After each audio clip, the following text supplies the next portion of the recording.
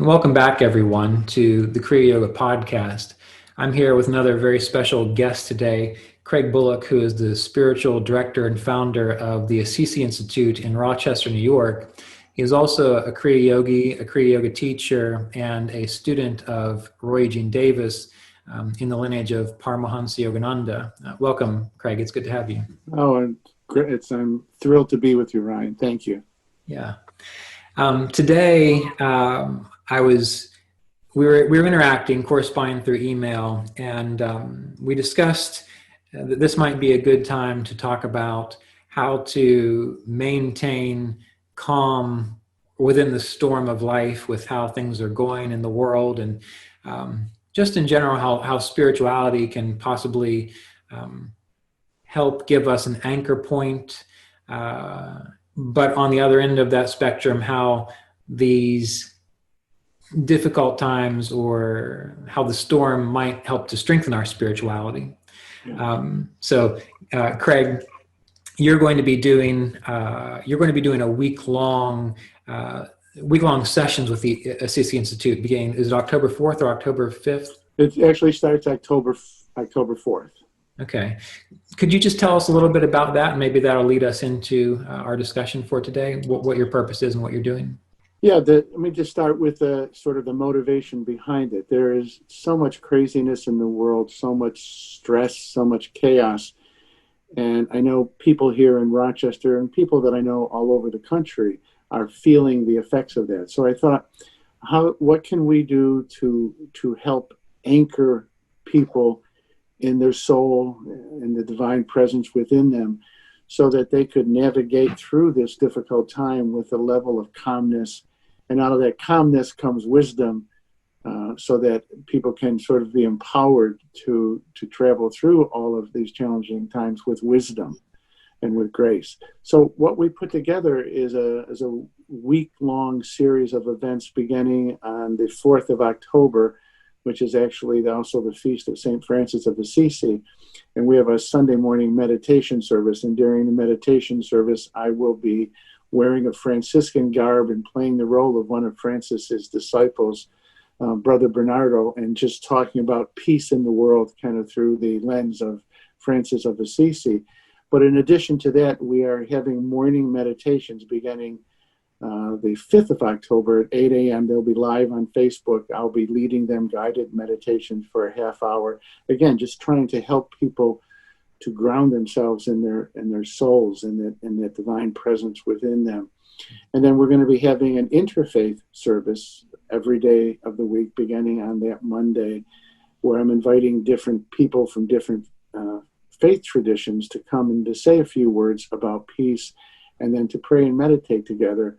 And then we'll be doing podcasts in the evenings. And all of this will be on our Facebook page. So everybody is welcome to join in and participate. And again, the goal is just to help people find, to use the word that I think you used, to anchor themselves in something transcendental. Not to escape from the world, but to travel through the challenges, again, with wisdom and with grace.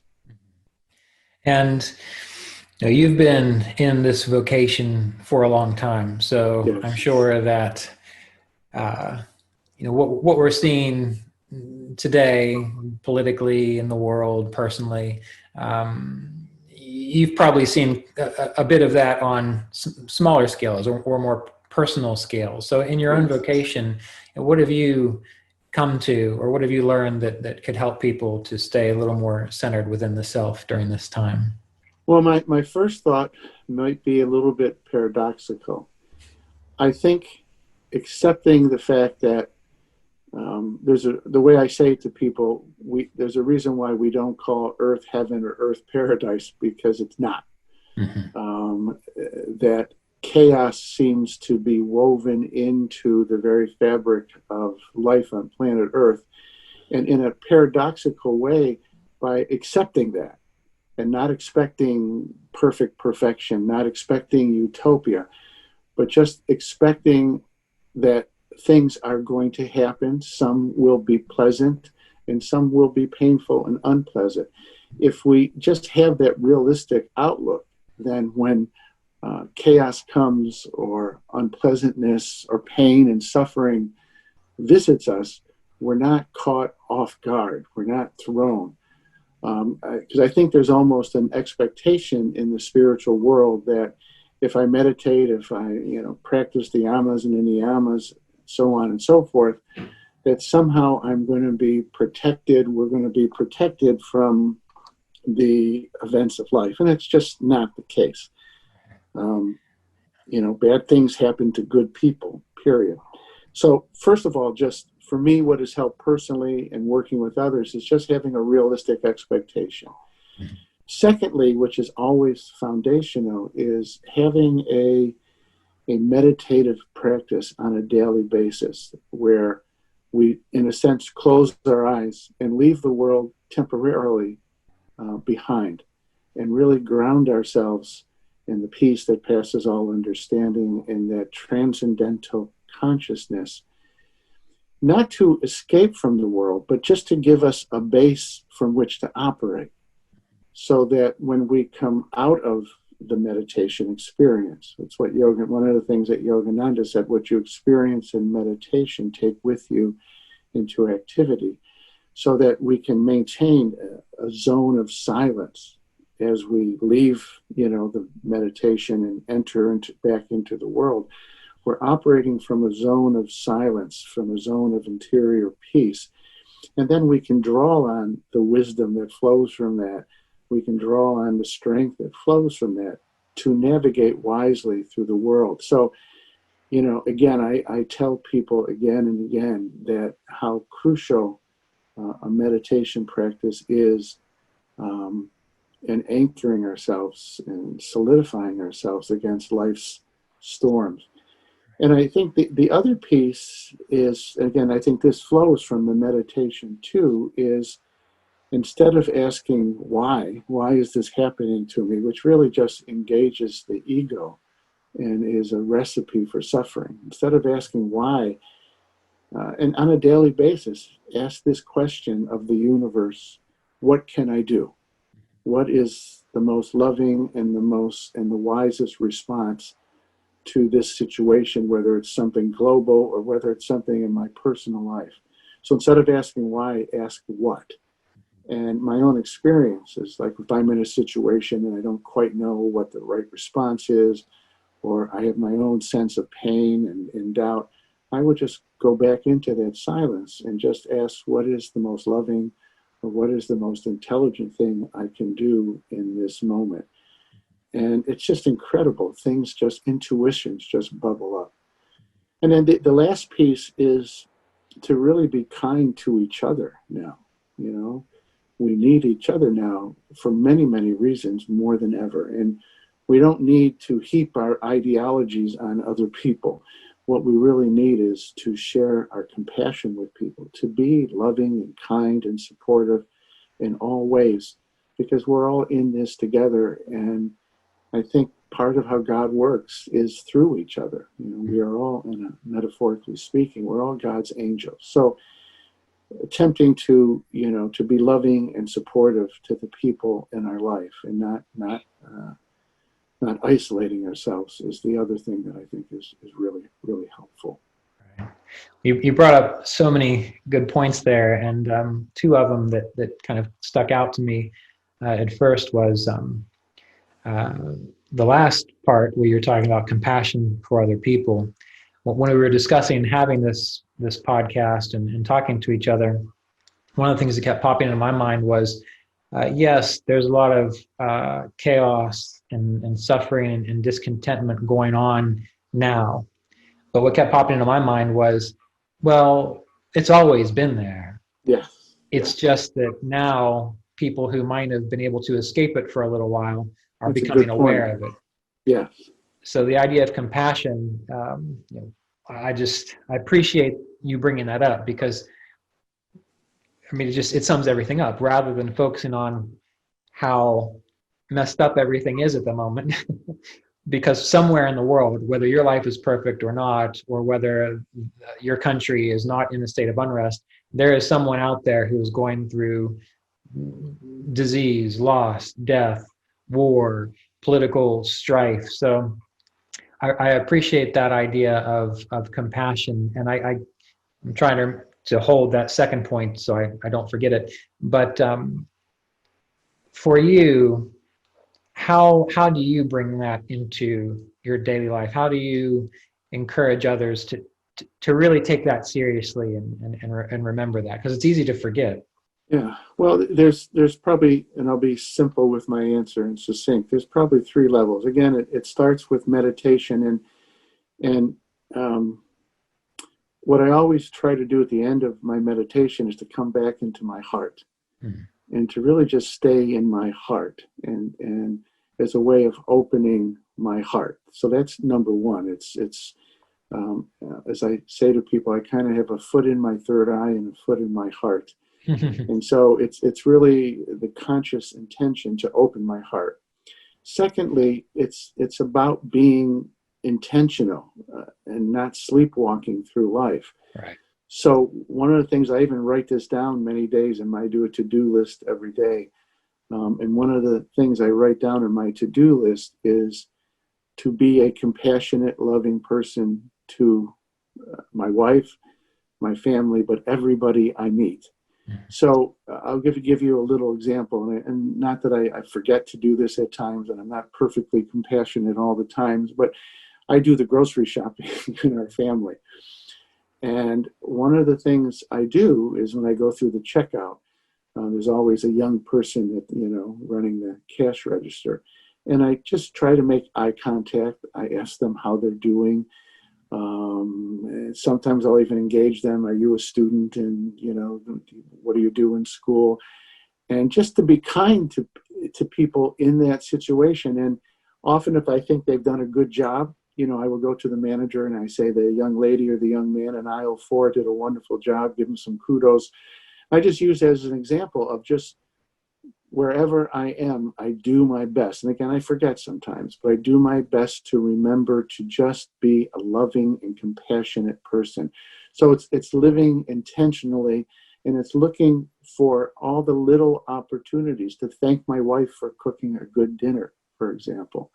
So it's just staying intentional. And after a while, your heart remains open, more or less, and it really just becomes part of who we are. It becomes part of, and I say this in using incorrect grammar to make the point. It becomes part of who we is. It becomes part of our isness. Right. But it starts with, I think, meditation, opening our hearts, and the intention to be compassionate. Mm-hmm. And it does take, what you're describing there is something that I think people often miss. Sometimes it seems like once there's this idea that I am now meditating or I'm on the spiritual path, that compassion should just come. Yeah. When really, often it takes work to get in the habit of it. It's not, you got, like you're saying, you have to remind yourself, you have to stick with it. You have to do it until it becomes natural. It's not just something that pops out of you, usually. Yeah. My wife is such an exceptional person. She is naturally the most compassionate person I know, personally. But that's not the case with most of us. It's something that we have to cultivate. And, one of the things I will sometimes say at the Assisi Institute is, think of somebody that you don't like. Mm-hmm. It could be a political person. It could be a family member. And a way of practicing compassion is pray every day for them, for the highest good to unfold in their lives. Right. And I think that counters some of that, sort of reactive anger, and antipathy that we can all find in ourselves. So I think, again, I encourage people to pray, paraphrase the words of Jesus, to pray for your enemies, as a way of cultivating compassion. It doesn't mean that you have to agree with everything they say or do, but to pray for those people that particularly you find irksome and difficult is a wonderful way of cultivating compassion. And another side of that too, I guess, just requires a little bit of understanding, because if we if we remember the times that we're upset or cranky or not a nice person, as far as could be judged, I suppose, usually it's because we're working out of some kind of reaction or trauma or, some kind of conditioning that we might not even be aware of. Yes, And yes.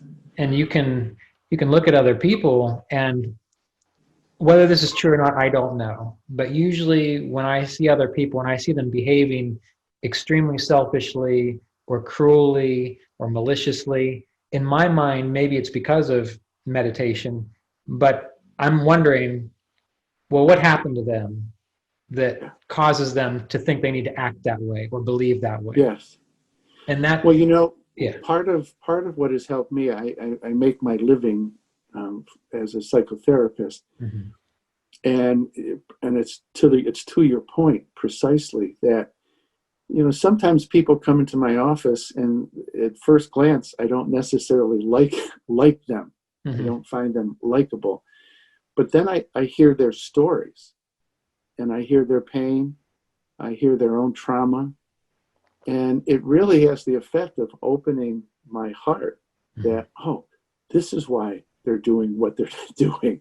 Mm-hmm. This is why, they're shooting themselves in the foot the way they do, because they have this tremendous pain that they have not yet dealt with. And so I've learned to extend that to other people that, aren't my clients. Like, okay, there's something going on in them, like you said, that is causing them to react in this way. Mm-hmm. And I know that I've had many people who have been compassionate and patient and understanding with my foolishness too. Mm-hmm. And so, if people have given that to me, then it's like I have an obligation to give that understanding and therefore the compassion back to other people. Mm-hmm. There was a Catholic priest that I knew many, many years ago, but I like the way he said it. He said, God is eternally merciful and compassionate because God understands our stories, our history, his story. The cosmic consciousness that we refer to as the divine sees all the reasons why we do what we do. And I think the universe responds to us in a merciful and compassionate way. And then we learn to extend that to others. One thing you were talking about in the beginning that also stuck out to me, you mentioned, which is common in, I would say, yogic circles, but as well as I have a few friends which are Methodist ministers, and one of them's retired, so I hear a lot of stories about their ministry and interacting with people. But there's an idea that you mentioned that if we just practice yoga right, if we just practice the yamas and niyamas, that everything's going to just go smoothly. Right. And of course, if you continue reading in the Yoga Sutras, you'll see where it says the yogi is not troubled by pleasure or pain. So yes. they do follow it up. But my question to you is there a way to try to get that to help people have that realization, or is it just age, experience, and wisdom? Because I used to be one of those people that thought, well, if I just do the yamas and niyamas right, if I just exercise right, if I just do all these things right, everything's going to be no worries. And it feels to me that it was just simply losing people, getting knocked around, having other difficult things happen, that it was going through the experience of seeing that, which actually made me realize that life keeps happening, and when we learn to stay centered in the self, that it's not that by doing certain things that everything goes smoothly all the time. So the question really is, do you know of any way to help people see that, experience that, or is it just eventually with enough years and wisdom and maturity, you got to come to that conclusion? Well, it's a great question, and I think a big part of it is maturity and being bounced around enough that you come to that conclusion. I remember one of my last conversations with Roy Eugene Davis was that his goal was to live until he was 90. And there was a part of me that thought, well, if that's Roy's goal, it's going to absolutely happen. Yeah. And he didn't quite make it. I think he was 88 or 87 when he left his body. Yeah.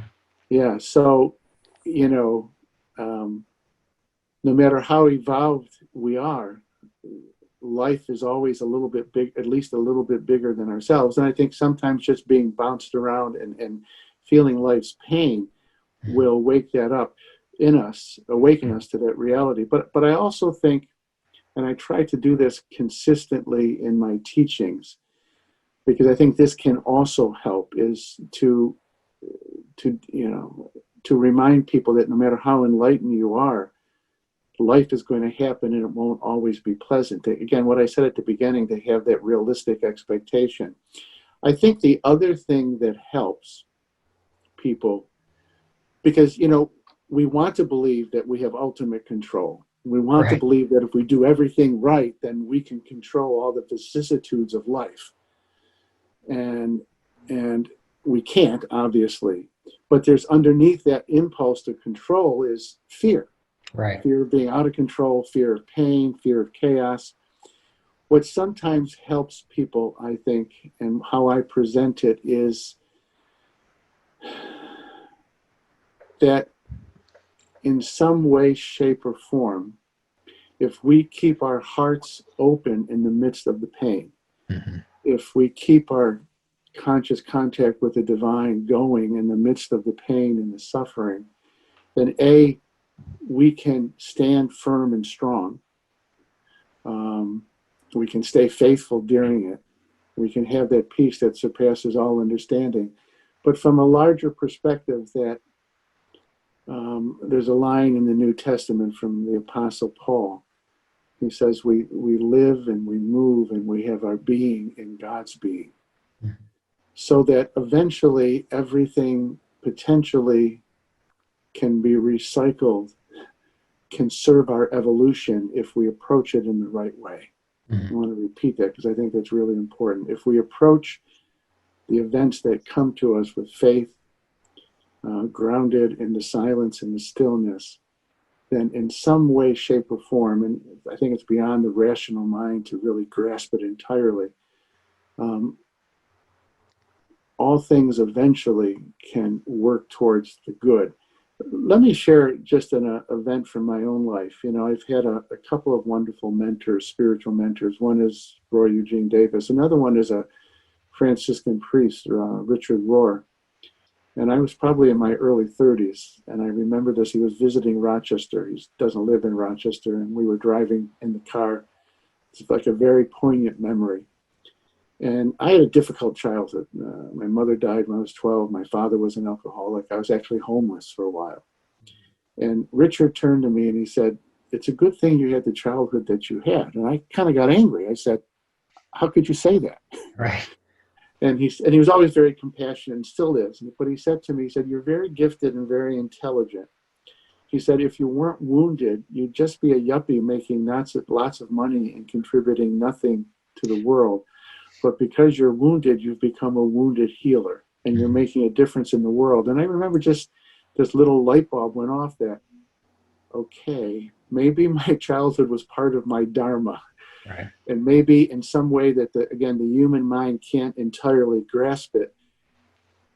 If we keep our hearts open, everything can eventually be recycled in a positive way in our lives.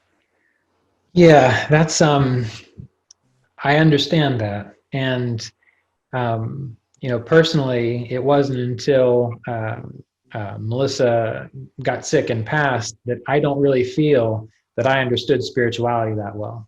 Oh. And the more I think about it, I don't want to say things like I do not wish that she had passed at all. Right. But now that I see the realizations that have come through, number one, living through that, embracing it, trying to, kind of get the bigger picture of it all. I look now to the Yoga Sutras and to the Bhagavad-Gita and to the Sista Yoga and Roy's teaching and Yogananda's and Ramana Maharshi's, and it actually makes more sense now. Yes. Because it brings into clarity, at least in my experience, it brings into clarity why we are here. Yeah. And it's not to live forever, and it's not to have all of our needs and our wants met. It's to realize what it's to realize something. Yes. It's to Even if you realize don't know something. what you're realizing yet. Right. And Yes. but it's there. And I guess that's the hardest part that I've had since that experience is how, again, how on earth can you share that with someone? I had one woman who wrote to me recently whose mother had just suddenly passed. She had I think a stroke and just suddenly passed. And she was a Kriya yoga practitioner. And she was saying how that challenged her faith because her mother was everything to her. And I was like, I get that. I had someone that was like that in my life too. But what that did is it drove me to look deeper into the Bhagavad-Gita, where in the later chapters it says that when you can see the supreme consciousness equally in everybody, when you can see that it's not a form that dies, that the form goes away, but the essence is still there, and the essence is the supreme, and the essence is what we're to focus on. I didn't want to go through all of that, but by going through it, it made that crystal clear to me. And I tried to find a way to deliver that information, but I don't think anyone could have told me that either. Yeah. You know, so the sticky point of all of this is I understand what you're saying for the most part, I think, but mainly because something happened in my life which forced me to kind of take that all in. Yeah. And even during that time when she was going, Roy kept telling me, just whatever you do, stay centered in the self, stay centered in the self. And he kept saying that over and over again. And I did my best to do that, but I couldn't appreciate it until the experience happened. So I guess the whole gist of this is, how would you speak to someone to keep them strong, for the lack of a better word, to keep them strong, not fighting what's happening in their life, but trying to find a way to embrace it? Does this make sense? What I'm trying to say? Yeah, no, it does. Let me. There's sort of I have two responses. First one, I'll just say quickly. And, you know, I wish this were otherwise, but at one level, suffering is a crucible for transformation. Right. Again, I wish it were otherwise, but it is a crucible for transformation. It can be. Right. Depending on how we respond to it. And I think, well, you mentioned, he's one of my favorite people from the East. You mentioned Ramana Maharshi. Mm-hmm. And I just love Ramana Maharshi. And, you know, he talks about two paths to self-realization, one through, you know, self-inquiry, but the other path he talks about is surrender. Mm-hmm. And I'm going to paraphrase him now. It's almost a word for word quote. He said, you can't tell the divine how things ought to be and call that surrender. Right. That you just have to let go. And it's not letting go into nothing. It's not letting go into a sort of nihilistic, meaningless vacuum. Mm-hmm. But you have to let go into the self, and you have to let go into consciousness itself, and not try to dictate to God, to consciousness, how it should be responding and how it should be treating your life. So that surrendering into peace, into the self with a capital S, into grace, is really ultimately what I encourage people to do and try to practice in my own life, to let go, and to kind of say to God and the universe, as you wish, as you wish. Again, it's not, go ahead. It's not, I think this is the point that I had trouble with, and I think others have trouble with too. Many times when people think about surrender, they think of, they don't do anything anymore. Yes. Like they just stop. And that's not entirely accurate. You keep doing your best. It's like in the Bhagavad-Gita, you do your best and you give up the fruits of your actions because you can't control that. Yes.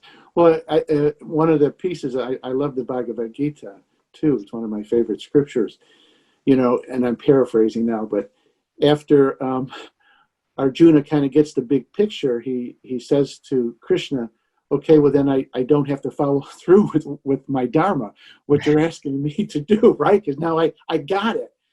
And Krishna says, no, you still have to practice what you're called to practice. So yeah, surrender isn't passivity. It's letting go into a deeper field of consciousness, but that we do that by continuing to meditate. We do that by continuing to nurture compassion, to continue nurturing self-realization. So it's not a passive kind of putting up the white flag and then doing nothing. We still do everything that we're called to do, but we're just doing it at a deeper level, with a more, I think, profound level of realization. And for me, this is how it works. Is, sometimes people will say to me, well, you meditate every day, you meditate so much, you must be a holy and saintly person. I say, no, not at all. I meditate a lot because I suffer a lot. Yeah, right. And so in a paradoxical way, the suffering takes me deeper into the meditation and deeper into the self. Mm-hmm. So yeah, it's not about passivity at all. Mm-hmm. And the other thought that came to mind as I was kind of preparing for this talk with you, well, obviously you're very Catholic, right? Well, what I tell people is I have a foot in the kind of Catholic Christian world, and I have a big foot in the yogic world. I'm probably technically a heretic, but that puts me in good standing. So keep going. I gotcha. Well, I was raised Catholic, so I according to my grandmother, since I was baptized, I'm still all right. That's good. Yeah. So anyway, but I started thinking about it, and I started thinking about just the story of Jesus, just the story of Jesus.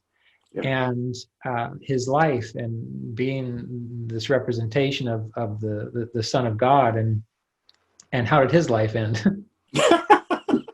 I mean, that's I know that sounds like I'm making a joke. No. You're actually you're making a profound point.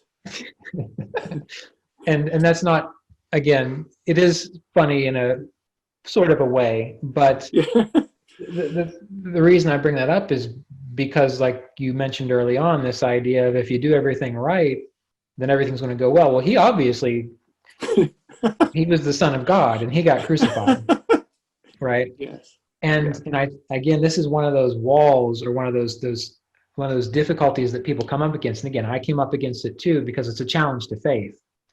And the reason I think that's so is because that's a clear example of the realization, as I believe it's talked about quite a bit in yoga philosophy, and Roy mentioned it often in Yogananda, that the biggest mistake we make is confusing that we are a mind and a body versus a spirit. And why was it that Jesus was able to live the life that he did and finally be crucified? Because, or even Ramana Maharshi, another example, when he got cancer as well. Yeah. And he died from cancer, and when he was dying, the idea was, well, where am I going to go? It's just this body which is going to pass. And that is where I think that abyss starts with the people, when you're attached to the mind. You mentioned earlier being identified with the mind, or that it's beyond thought or beyond that kind of understanding, and the wisdom that passeth understanding, it has to go beyond the mind. So the spiritual practices, the things that we do, the yamas and the niyamas, harmlessness, truthfulness, contentment, these are all qualities which, if we engage them and we let them take us beyond the mind, they will eventually give us a realization that, say, maybe Ramana Maharshi, or in the story of Jesus, the idea of losing the body, the idea of change, the idea of that kind of suffering, it's not as crushing as we think it is when we think that's all we are. Well, I think there's this, when people first get on the spiritual path, I think, and myself included, I think there's this subtle kind of hope, dream, wish that yeah, we want to be enlightened, but we want our bodies and our minds to be enlightened. And what that typically translates into is, yeah, I want to be enlightened, and I want to have perfect health, a perfect six-pack. And it's funny, I remember at a retreat once, we were talking about this kind of theme of letting go and surrendering. And he was quite sincere. He made us all laugh, but it was sincere. He raised his hand. He said, well, if I can be enlightened, can I still have a trophy wife? And we all laughed, but I mean, now he was sort of being obvious with it, but there's a kind of sneaky hope, wish fulfillment that we have, is that, if we are enlightened, then again, we'll have perfect health, perfect bodies, perfect finances, perfect relationships. We really want to, in a sense, deify the mind and the body. And what you're saying is so important, because who we really are at the core transcends the mind and the body. And I love what you were referring to with Ramana, because they said, Ramana Maharshi, because they said, what will we do when you're gone? And he said, where am I going? Right. I'm just dropping the body, so that, we're not the mind, we're not the personality that gets wrapped around the mind, and we're not the body, but who we are really is timeless. It's Right. eternal. It's outside of time. It doesn't go anywhere. It is eternal. And once we get, even if it's just an intuition or glimpse of that, it begins to be freeing. Mm-hmm. And again, I love the word paradox. Like I said, I'll be 65 in December. Mm-hmm. And so I know that the end is much closer than the beginning.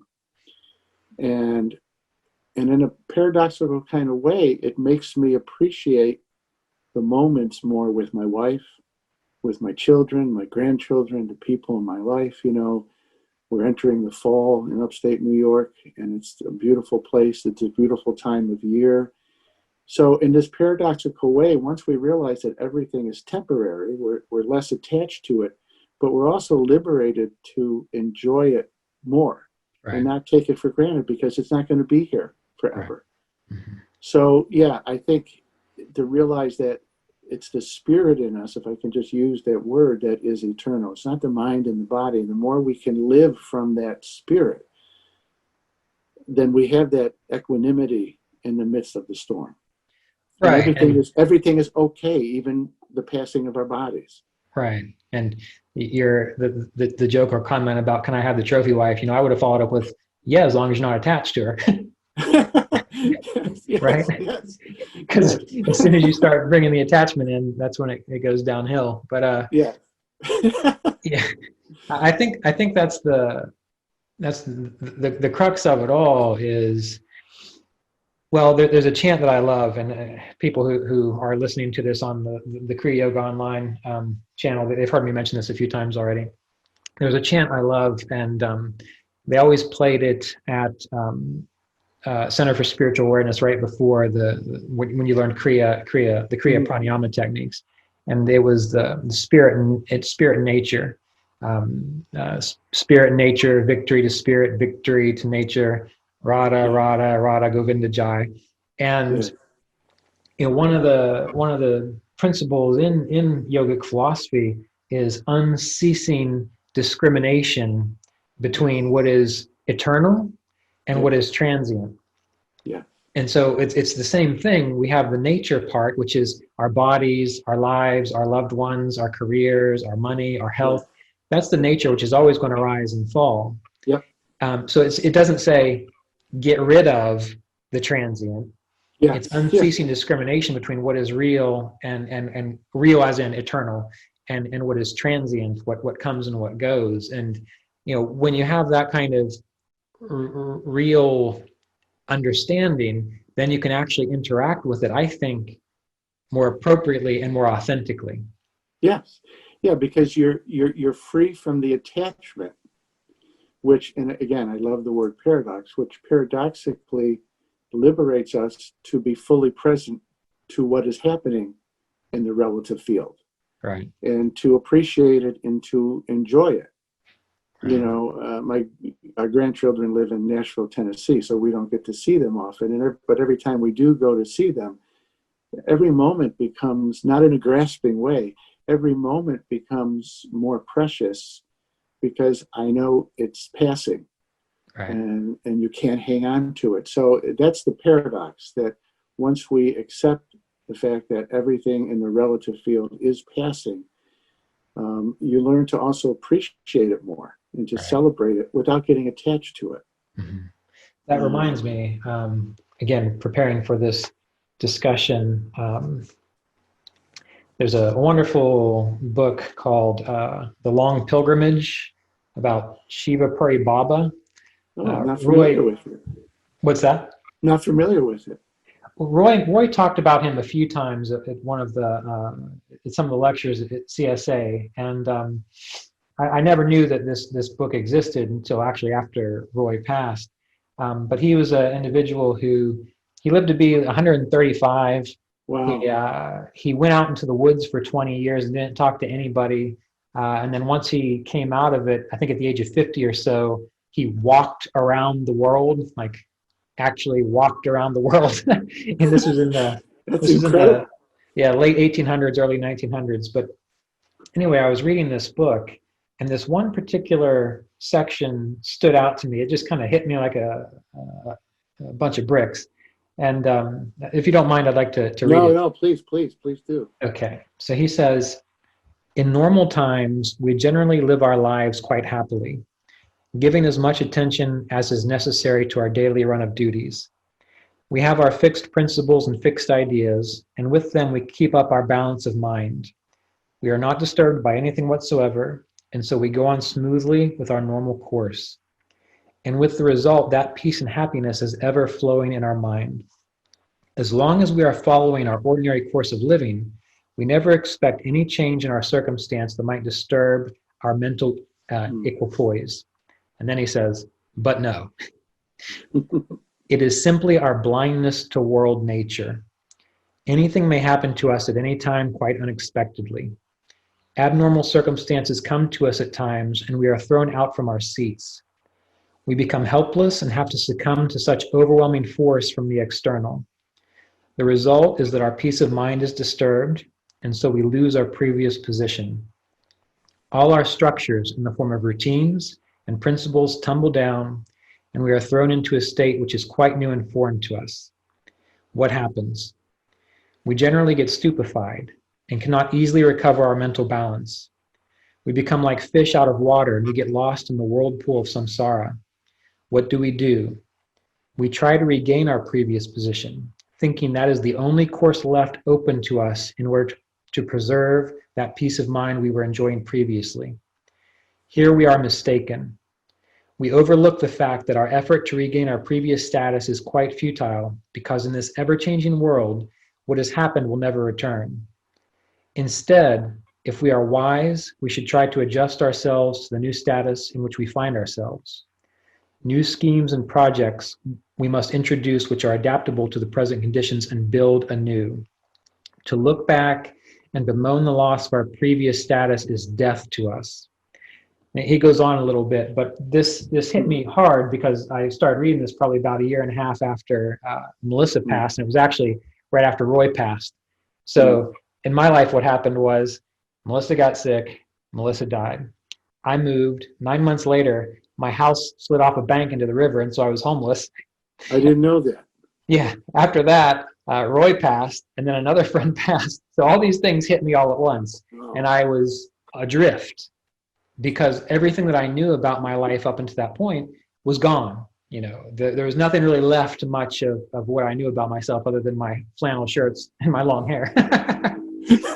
But anyway, I read that, and it kind of came crashing down that, just like you were saying, this is what we often do. We try to build a sense of security.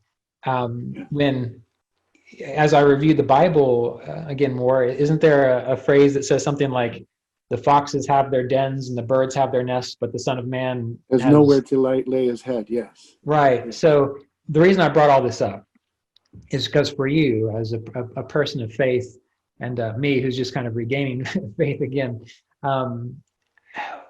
how on earth does one,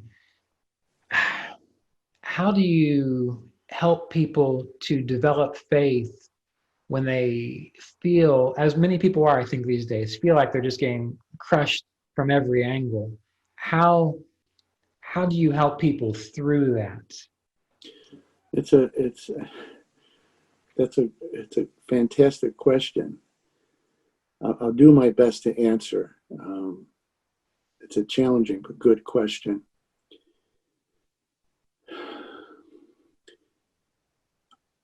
You know, I guess I have sort of at three levels of answers. One is, there is something about the stories that we surround ourselves with. Mm-hmm. Well, let me go back to just what you were saying about Jesus, you know, and his death. And again, in upstate New York, we have a lot of, even at the Assisi Institute, we have a lot of people who are more devotionally oriented, and this really just seems to work for them. But one of the stories that I tell in different ways again and again is to take Jesus's death. And here you have this kind of contradiction of the Son of God, an avatar, and yet he meets this, you know, this terrible, terrible, torturous death. And what does that story tell us at some level is that it gives us a picture of God, a God who suffers with us, a God who is with us in our darkest moments, a God who weeps with us, a God who dies with us, metaphorically speaking. Mm-hmm. So one story is that, and I'll say it in a devotional way and in a less of a devotional way, is that we are never alone in our darkest moments.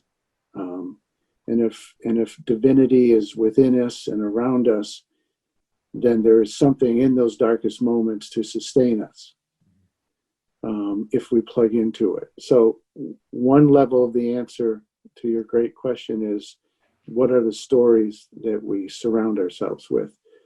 You know, even in everything that's going on in the country, I had a conversation with a good friend the other day, and we were talking about the chaos.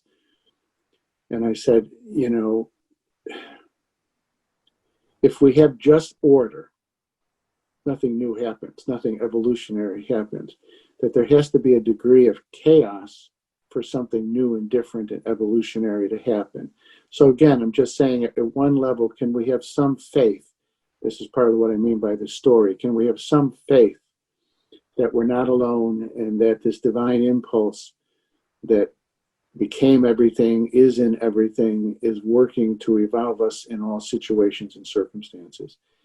I think the second thing that is just on a very practical level is, and this touches on something we talked about earlier, is being around people who can hold us energetically, or just be with us in our suffering.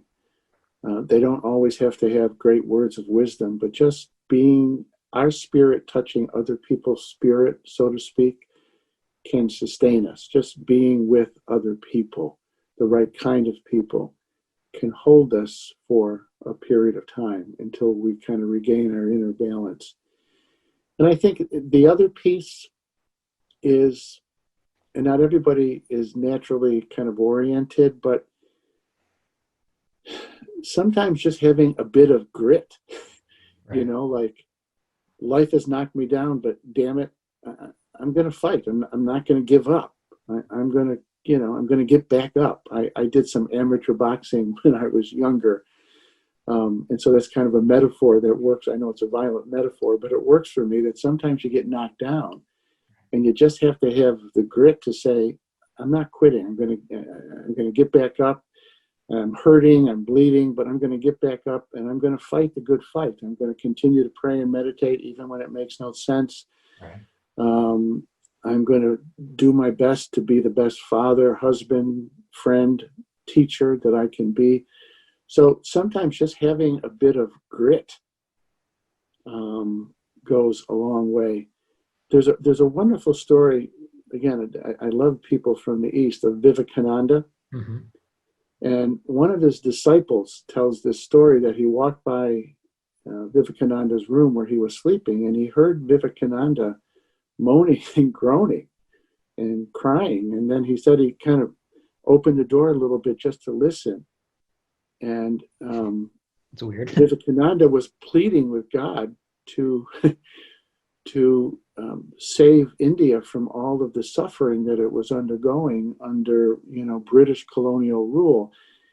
And there's a lot we could say about that, but there's a part of me that just says that was the gritty part of Vivekananda, that in the face of the suffering that his people were experiencing, he was kind of fighting with heaven to make a difference. So sometimes just having some of that grittiness in us, that I'm just not going to give up no matter what. Right. And I'm glad you brought that point up, because that was also something I was thinking about early on before this conversation. And that was thinking about the current situation and how many more affluent people or people who were usually in better situations they're having more difficulty, and now they're complaining a lot about it. Whereas people who are used to having difficulty, they've been dealing with that their entire life. Right. And when I thought about spirituality, I can remember reading a few texts where it would say, the greatest blessing is adversity. Because if you have adversity, then you're going to be driven to see, in a sense, what is real or what is important in life. And kind of discussing the issues that I mentioned I went through in that short period of time. At one point, I thought, well, the only reason I'm still here is just because I know how I'm stubborn. Yes. I know how to get up, and I know how to keep doing my work, and I know how to keep doing what I'm doing because I'm stubborn. But then it occurred to me that spirituality helps. It can help in a way if we don't avoid the discipline aspect of it. Yes. And I had numerous decades of meditation under my belt before all this stuff happened. And I wondered to myself, what would have happened if I didn't have that anchor of a type of way of being, or moral disciplines, as Shiva Puri Baba says. And in meditation helps as well, because if you have a good anchor in meditation, and you keep catching, like you mentioned earlier, these glimpses of your eternal nature, your timeless nature, it doesn't mean you're not going to grieve. It doesn't mean you're not going to be angry. It doesn't mean you're not going to be upset when these things happen. But back there somewhere that's really not defining the essence of you. Yes. Right. And so this could be the reason why meditation can be so helpful to people, not to prevent or not to give this idea that now everything's going to be pristine and beautiful, but so that as they go through life, they have the proper perspective to continue living their purpose, whatever this divine infinite wants to work through them, whatever experiences they're meant to have, then they're able to still have that sense of something keeping them anchored. Does this make sense? Yeah, no, it makes perfect sense. It's, when, God, you're a very wise person. I just want to give you that compliment.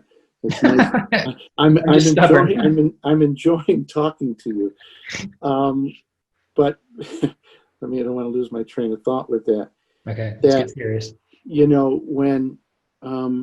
When life is going easy and external circumstances are pleasurable, it's relatively easy, to your point, to keep a level of equanimity. But when there is chaos, and right now you're right, it's, COVID is no respecter of persons, for example, and my assumption is that the financial fallout from all of this is going to get worse before it gets better. It's just my assumption. I'd like to be wrong, but it's just my operating assumption. So that everybody, or most people, everybody's going to be impacted by everything that's happening in the world now, the chaos. If we're not grounded in a discipline and a meditation practice, it's just going to be far too easy to be swept away in fear and anger almost like a mob mentality, that it's not, for me, what I tell people, it's not optional now to not meditate or to have a spiritual practice and discipline, because the storms are just too great and we will be blown away. And then unfortunately, the worst part of our nature, our human nature, kind of comes to the surface, and then we become part of the problem and not the solution. Right. So I think, yes, spiritual discipline right now and staying anchored it's really not an option. Mm-hmm. And again, when you're talking about boxing, personally, I think people should do more things that I think people should do more things like that, because it gives the experience of, yes, like you said, get knocked down and realize you can get back up. Like if you experience that enough in things like sports or any other activity, taking chances, yes, then you tend to develop a greater sense of enthusiasm and even faith when it is going poorly. Well, I'm gonna go on a limb here. I hope this isn't appropriate to our podcast, but I was in college when Rocky 1, the movie, came out. I don't know if you have ever watched the Rocky movies. Seen them all. And this is a little bit of a confession. I went to the theater 14 times to see the movie. Right. I would stay for double features sometimes. But the scene in the movie that spoke to me the most, that sometimes I even come to tears when I think about it, it's like the 14th or 15th round, and Rocky is bludgeoned, he's down, and Apollo Creed raises his arms and thinks it's over. Rocky's corner is saying, "Stay down," and then all of a sudden Creed turns around and there's Rocky saying, "I'm not done.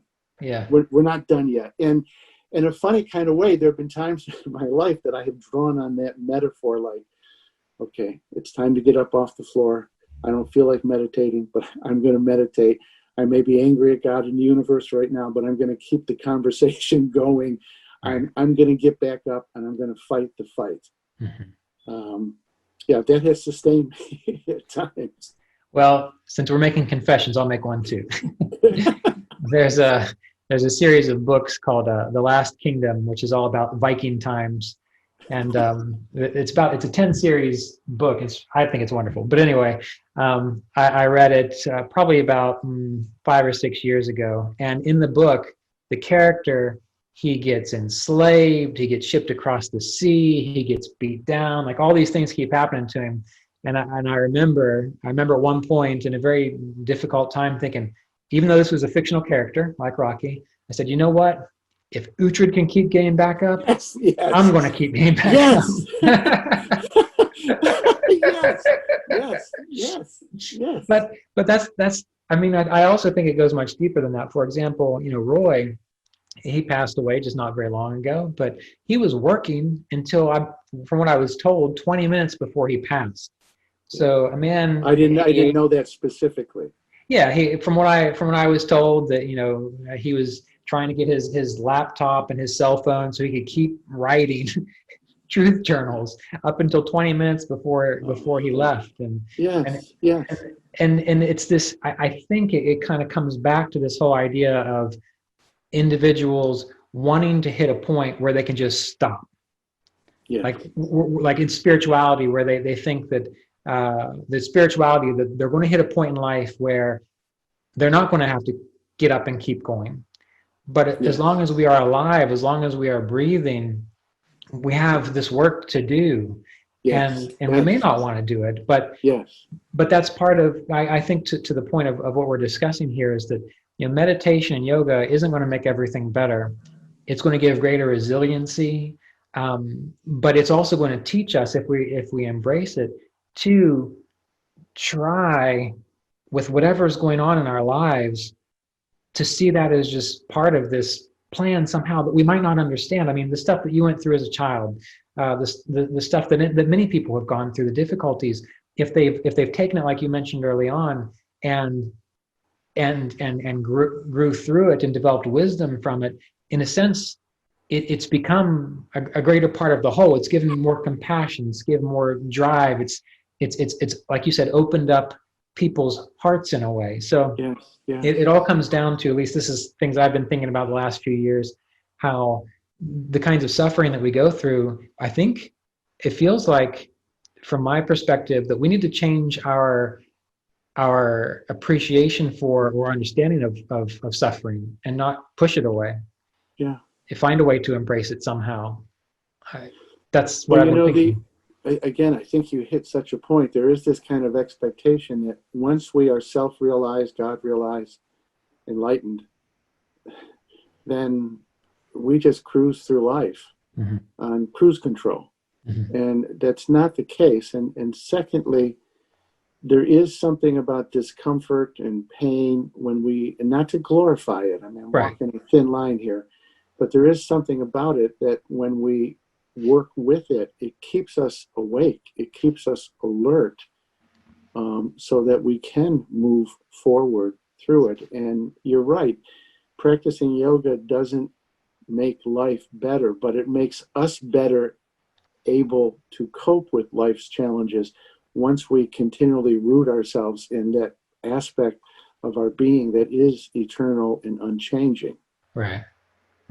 And another line that we're dancing around there is the idea of yoga not making life better. I was actually having a conversation about this last night, and there's this kind of ratio that people throw out there. They say that once you get on the spiritual path, from a Hindu or yogic tradition, they say that something like once you step on the spiritual path, God takes away 50% of your karma, the guru takes away 25% of your karma, and then you've got 25% to work out. And they say this as though it's some mystical thing. And what occurred to me one day was, well, if you step on the spiritual path and you begin being truthful, harmless, taking care of your body, being compassionate, you've already cut out 75% of the problems you're probably going to have anyway. Yes. And then of course, the other 25% is just stuff that's going to happen. No, again, I think that if you embrace the spiritual life, then you're not going to be doing those things. Right. That you're going to be reducing by approximately 75% those things that cause you to suffer. Right. And then there's the other 25% that is just life. Yeah. Then there's the viruses. Then there's the hurricanes. Then there's the bursting pipes behind your house. Then that happens. Yeah. We had that happen 3 times this past spring. Bursting pipes? Yes. Yeah. Yes. Yeah. In our basement. We had to get a whole new floor. And, part of me just said, okay, this is not a curse. This is just life. And right. It's as my wife and I were bailing water, I don't know if she quite appreciated this. I turned to her, it was in the middle of the night, we're bailing water. I said, this is a real bonding moment between us. I don't think she appreciated it at that moment. Right. But yeah, it's all part of life. Yogananda, as realized as he was, he still died at a relatively young age of a massive heart attack. Right. Yeah. But again, that's the thing. And that's part of somewhat of the issue with yogic thinking. And I think it's true in all religious types of this magical thinking. I mean, we're here for a reason. And as Yogananda said, the reason we're here is much different than the reason we think. Yes. And if we can live every moment as best we can, for example, in Shiva Prabhu's book, he talks about what he calls moral disciplines, which essentially are the principles that are listed in, I think it's the 16th chapter of the Bhagavad-Gita. And those are things like practicing non-attachment, practicing harmlessness. There's a whole list of them: being courageous, being straightforward, and that by engaging these things, that they help us live a better life, and they help us learn and figure out how to develop faith when we are in difficult experiences, and they help us have resilience. And the reason we need this resilience is so that in those times when we're not being resilient, we can turn within and meditate. Yeah. And the other piece too is, people talk about good and bad karma, and I all karma is karma. Right. And what I tell people, there's pleasant and unpleasant karma, but there's no such thing as bad or good karma, and that even unpleasant karma is really, if we work with it properly, it's meant to wake us up. Mm-hmm.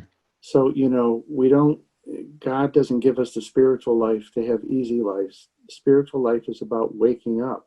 Right. And whatever is needed to wake us up, pleasant or unpleasant, will come to us. So I think that helps people too, if they take this notion of good and bad karma. There's pleasant and unpleasant karma, but it's all serving our evolution if we work with it correctly. Right. I think that's completely accurate. And we briefly touched upon or talked about astrology for a moment before we got started. But one of the principles I love about astrology, one of the reasons I still love the philosophy of it and teaching it in that way, is the planet Saturn is the planet of sorrow, suffering, death, separation, the void, cold.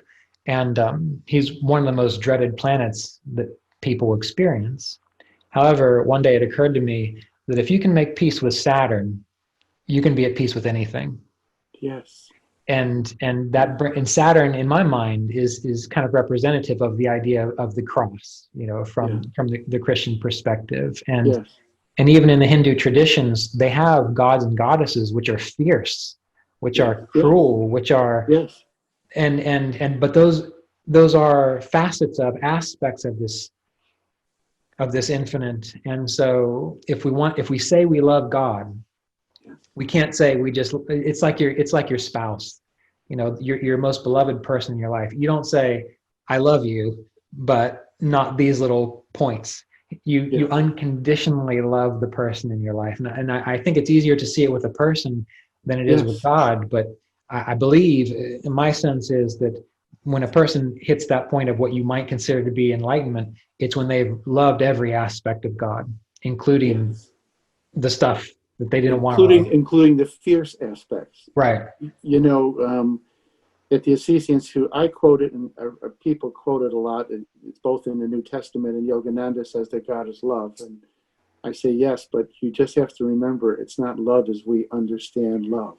Exactly. That love is that energy and force that will do anything that needs to be done to evolve us. And again, if pleasantness evolves us, then pleasantness will come our way. But sometimes fierceness and chaos is needed in order for us to evolve. So, we have to see God in all of God's quote God in all of God's faces, so to speak, and not just choose one face and say that this is it. We have to integrate all the faces of God, so to speak.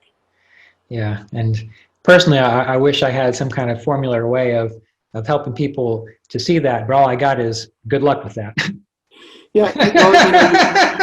You've come back to this question again, and I think underneath the question, I think is a sort of a point of real wisdom. No matter how evolved a spiritual teacher is, you can't get inside another person's soul and make them make the right decisions and have the right attitude. Right. That we can present people with the truth, we can present people with love, with wisdom, but at some point, heaven and earth can't help them. It's what they decide to do with their experiences, one way or the other. And so, I've had to, as a spiritual teacher, I've had to come to that realization that I can only present the truth as best as I understand it, my best understanding of the truth. But I can't get inside a person and have them realize what they ought to realize or make the choices they ought to make. And so letting go of that is sad sometimes, but it's also freeing. Well, just as you were saying that, this popped into my awareness. I think that, again, we could probably spend a whole mini podcast and hours talking about things like faith. But I think that intention makes a big difference. This just came to me, in that while a person might not be able to understand what they're going through, or they might not be able to mentally grasp they might not be able to mentally grasp what suffering is calling them to experience. But what came to me was, as long as they have the intention and the willingness to say, I don't get it, but I'm willing to grow through it to see what's on the other end. I wonder if encouraging people to have the openness and the intention to, when they don't know what to do and when they're in a difficult situation, kind of have the prayer of, I don't know and I don't get it, be honest about it, but then say, but I am willing to go through it to see what's on the other side. Yeah, and again, this could be a whole nother podcast of just for a moment to connect intentionality with faith. There's a spiritual teacher I like. His name is Valentin Tomberg. He died in the early 70s. Very fascinating figure, but he uses the metaphor of wind as faith. That faith is this divine breath that is moving through creation. And faith is not belief. It is this grace, this energy that is moving through creation. And what happens when we hold the intention to align ourselves with grace, to align ourselves with this flow of Shakti, then it's like we get caught up in that wind, almost like a sailboat gets caught up in the wind. And then there's an energy that is beyond the mind, beyond the body, then that begins to merge with our intentionality, and it really can be a force that carries us. Does that make sense? I think intentionality and faith, maybe they're flip sides of the same coin, but they align us to this energy that can sustain us, right, and carry us even when we don't understand. Right. No, that makes complete sense. And again, just remembering going through certain things and not knowing why certain things were happening, but trying to maintain that space of welcomingness or welcoming and having the intention of being willing. What you're describing, it makes perfect sense, because you don't know it when you're going through it, but if it's carrying you, you will eventually hit a point where you might not still understand it, but there is a bit of realization or understanding. It's almost like it expands your awareness even further beyond the mind a little bit, which increases faith. And then it just gets to be a positive sort of snowball effect. Right. And even sometimes people will come and they'll see me and they'll be angry with me because they were initiated in Kriya yoga and then their life fell apart. Yeah. And and they get mad at me, and within a sort of an appropriate boundary, I say it's okay to be angry at me. It's good, because if you're angry, then at least we're still having the conversation. Now, right, don't get stuck in the anger and let it overshadow your life. And I say the same thing. Some people say, well, is it okay to be angry at God? Yeah, get angry, but at least if you're angry, there's still the conversation. And if there's still the conversation, then there's the possibility for intentionality to align itself. It's when people just give up, right, and go into kind of nihilistic despair that you can't help them. Expressing the anger and those sorts of things, I mean, that's still practicing the yamas and niyamas, because it's keeping you established in truthfulness. Yes. If you're going through a difficult situation, well, you're not going to hurt God's feelings. Yes. So being able to express that and be able to get it out, that's still keeping a person in truthfulness. That's why also in other situations, when people aren't in good situations, I think to myself, well, admit that you just don't like this. Saying that you don't like it doesn't mean that you are... you can be in a situation and say, I don't like this. And, well, you can't get out of it. So it's okay to just say, I don't like it. And then you are established in truth, and you're not trying to, they use the term spiritual bypass. You're not trying to get around it and act like you're more than what you are, because that's false. That's not true. And that takes you away from the yamas and niyamas. It does. There's a wonderful scene. There's 3 times in the New Testament where they say that Jesus wept. One of them, people hardly ever quote it, but it was towards the end of his life, and he was heading towards Jerusalem. I think he knew the end was near. And it says that he wept over Jerusalem. And the words that he spoke was, "Oh, Jerusalem, Jerusalem, how I've longed to gather you as a mother hen would gather her chicks, but you would not have me." And then it said he wept. So if somebody at that level of realization has a moment where they weep, Right. we get to weep too, but again, in the context of faith, in the context of, we may not understand it, but it's all going somewhere. Right. Right. One of the little things that I kind of try to live by and encourage other people is reject nothing and accept everything. Mm-hmm. That just brings me to a place of quiet and stillness inside. Accept this moment. Don't reject it. Be present to it. Don't resist it. And then there's a kind of, and then that letting go, there's peace. And again, often there's a wisdom to know how to respond to the moment. But in the moment, it's about accepting everything and rejecting nothing and letting it be. And then letting it reveal to you what the next step is or isn't. Well, that feels like a good point to end on. But do you have any other final thoughts that we might not have touched upon in this discussion? I don't know. We covered a lot of ground. Just,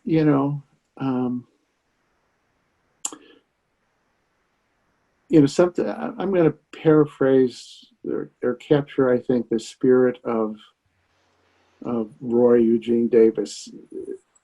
I tend to overthink things, and sometimes I would write Roy emails, or when I was in his presence, I would ask him these troubling questions about things.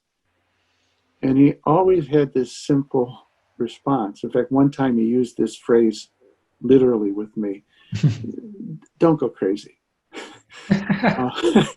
Don't go crazy. And I think of that periodically, like, because my mind can kind of get into these machinations, and it's like, don't go crazy, and just be present to the moment, be open to what you're experiencing, and be open to your own soul, be self-realized. And maybe that's how I'd like to end it, just in the spirit of Roy and his beautiful but kind of simple, profoundly simple approach. Just be self-realized and don't go crazy. Excellent. Well, thank you so much for being here today. Thank you for doing this. I'm always, it's been a real blessing. I really just want to say what I said before. I don't say this lightly.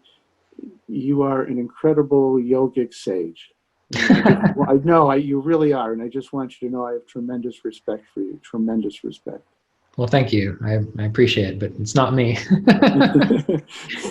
It's the goatee. Yeah. Yes.